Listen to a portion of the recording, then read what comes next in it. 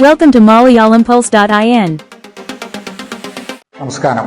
വരുന്ന തെരഞ്ഞെടുപ്പ് ക്യാമ്പയിനുകൾ എങ്ങനെ നേരിടണം എന്ന സബ്ജക്റ്റിനെ സംബന്ധിച്ചാണ് സംസാരിക്കുന്നത്. ഒന്ന്, ആദ്യമേ വേണ്ടത് വോട്ടർ പട്ടിക പഠനം നടത്തുക. രാഷ്ട്രീയ സ്വഭാവമുള്ളവർ, രാഷ്ട്രീയ സ്വഭാവമില്ലാത്തവർ, പുതിയ വോട്ടർമാർ. രണ്ട്, നാം ശ്രദ്ധിക്കേണ്ടത് ആ പ്രദേശത്തിന് കൊണ്ടുവരേണ്ട വികസന പ്രവർത്തനങ്ങൾ, സേവന മേഖലകൾ എന്നതിനെ സംബന്ധിച്ച് കൃത്യമായ ഒരു പട്ടിക തയ്യാറാക്കുകയും ഒരു പ്രകടന പത്രികയായിട്ട് അത് പ്രസിദ്ധീകരിക്കുകയും ചെയ്യുക. മൂന്ന്, നമ്മൾ സ്ക്വാഡുകളെ രൂപീകരിക്കുക. സ്ക്വാഡുകൾ പ്രധാനമായിട്ട് 3 വിഭാഗങ്ങളായി തിരിക്കുക. ഒന്ന്, സീനിയർ സിറ്റിസൺ മാത്രമുള്ളത്. 2, വനിതകൾ.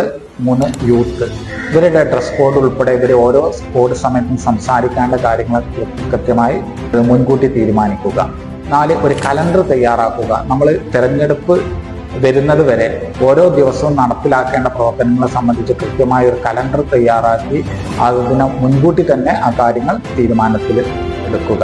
4, ഒരു പഞ്ചായത്തിന്റെ അതോടൊപ്പം തന്നെ ഒരു വാർഡിന്റെ മൊത്തം പ്രവർത്തനം ഏകോപിപ്പിക്കുന്നതിന് വേണ്ടി ഒരു കോർഡിനേറ്റർ നിയമിക്കുക.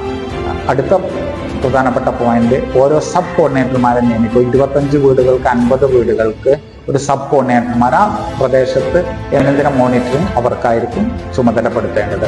അടുത്തത് സ്ഥാനാർത്ഥി ഉപയോഗിക്കേണ്ട വസ്ത്രധാരണം, അതോടൊപ്പം തന്നെ സ്ഥാനാർത്ഥിയുടെ ഒപ്പം സഞ്ചരിക്കേണ്ട ആളുകളും സ്ഥാനാർത്ഥിയുടെ സ്പോട്ട് ടൈമിങ്, സ്ഥാനാർത്ഥി പ്രസംഗിക്കേണ്ട കാര്യങ്ങളൊക്കെ കുറിച്ച് മുൻധാരണയും മുൻ തീരുമാനങ്ങളും എടുത്തു വെക്കുക. അടുത്ത ഒരു പ്രധാനപ്പെട്ട പോയിന്റ് നമ്മൾ ശ്രദ്ധിക്കേണ്ടത് ജനറലായുള്ള പ്രവർത്തനങ്ങൾ, അതായത് കുടുംബ സംഗമങ്ങള്, വാഹന പ്രചരണ ജാഥ, കാൽനട ജാഥ എന്നിവയെക്കുറിച്ച്, അതോടൊപ്പം തന്നെ പബ്ലിക് മീറ്റിങ്ങുകളെ സംബന്ധിച്ചും മുൻ ഡേറ്റുകൾ നിശ്ചയിക്കുക.